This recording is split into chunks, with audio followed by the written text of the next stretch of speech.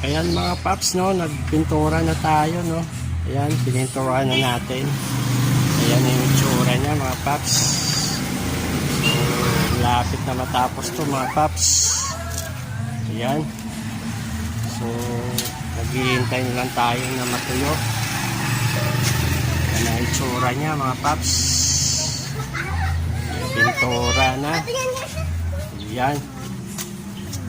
Okay, pogi na mga paps. Kailangan na natin patuyuin. Yan.